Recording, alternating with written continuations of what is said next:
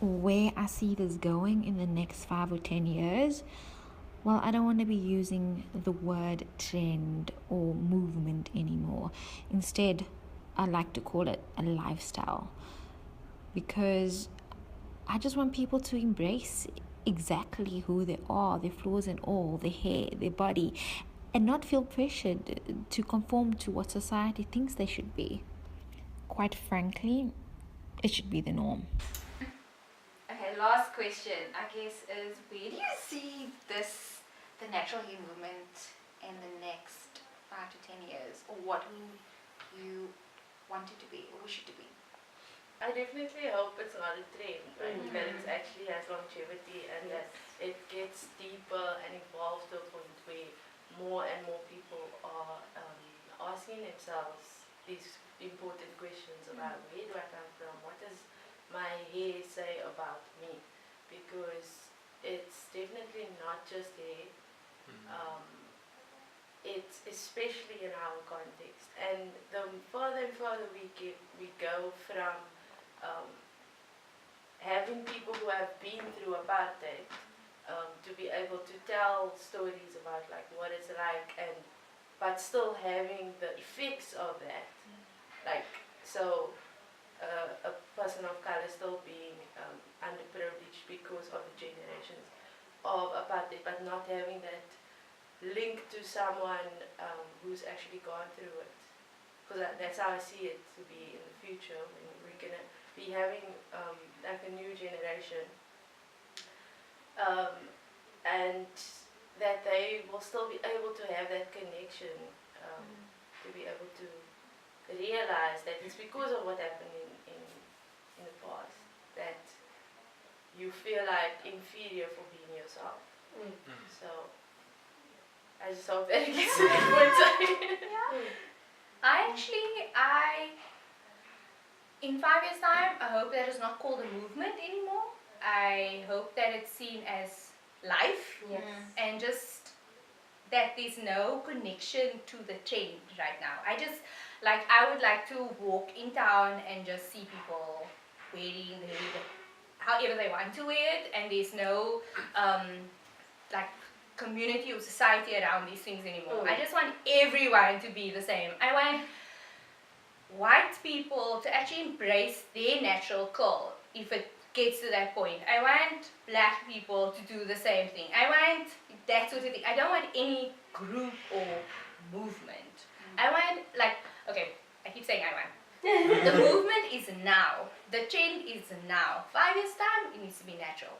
It needs to be something that's just done. Yes, and something that's just done. your true self. Yeah, That it is must what it just should be. And no one, I really hope, because in 5 years' time I'd like to have children. I really hope that my children don't ask me like, why is my hair like this? I hope that they're just like, oh, I look beautiful today, and just go and play. Because if we keep pondering on the old, we are always going to have that form of bondage on us. Whereas if we just embrace the now, embrace the moment, embrace what's happening, cool, create a new movement, but the movement must really come to an end. It must just be an ongoing. I definitely think it's definitely going to evolve into something bigger than what it is now, 5 years from now. I just think techniques is going to change. Techniques, yeah. Products is going to change. I would say the whole concept around this whole natural hair movement will change from 5 years from now. And you will see a lot of more women of color embracing the natural. Because they're going to see it like, it's alternative, that I don't actually need to be chemically straightened to be beautiful. Because that is what the concept has been for all the years.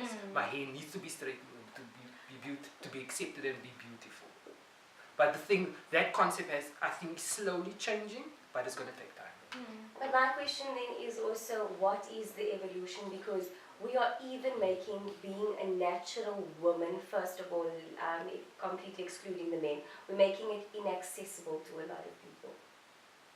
Why would you say that? Because everybody's now also jumping on the bandwagon, hair products, now creating natural hair. But if you walk into that shop, do you know how difficult it is?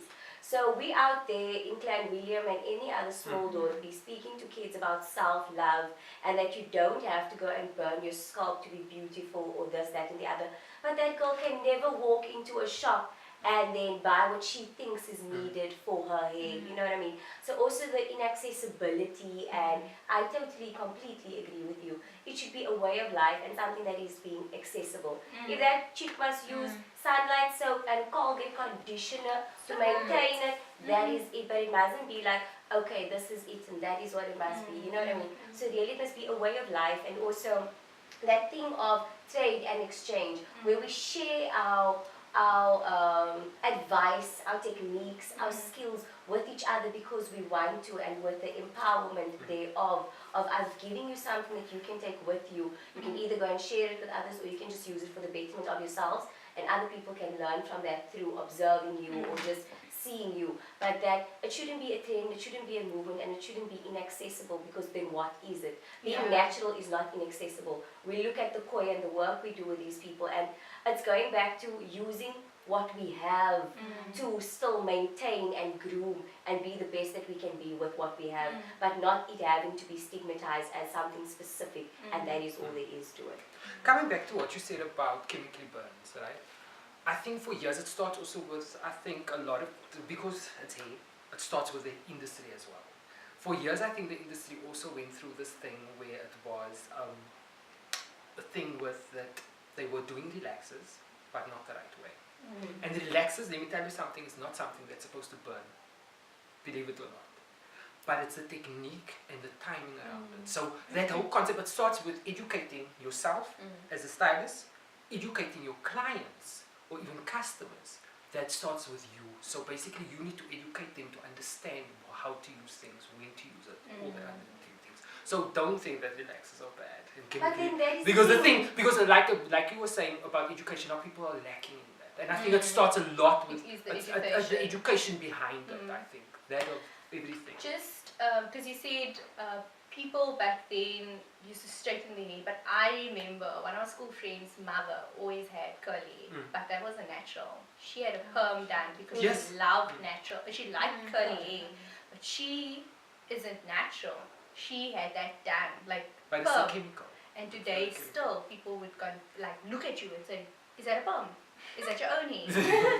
So even that, like chemicals just in general, because I think that's also on the education note, like we shouldn't continue from now on saying like, oh, chemicals to straighten your hair. It was chemicals to curl your hair too, because this isn't the only form of natural or being natural. Straight hair could also be natural. So chemicals in general to straighten or to curl your hair is chemicals. Natural is when you shower and your hair does whatever, that's your natural hair. You use conditioner to just tame it, sure, fine, still natural. Okay, that's all for now, folks. Be sure to come back to watch the next episode where this conversation continues. Also, I have some awesome tutorials coming up. You don't want to miss that. So subscribe if you haven't. Comment down below that lets me know you like this sort of content. And share this video with someone who you think it could help. Until next time, guys, shine bright. If you think of like bigger bloggers that they do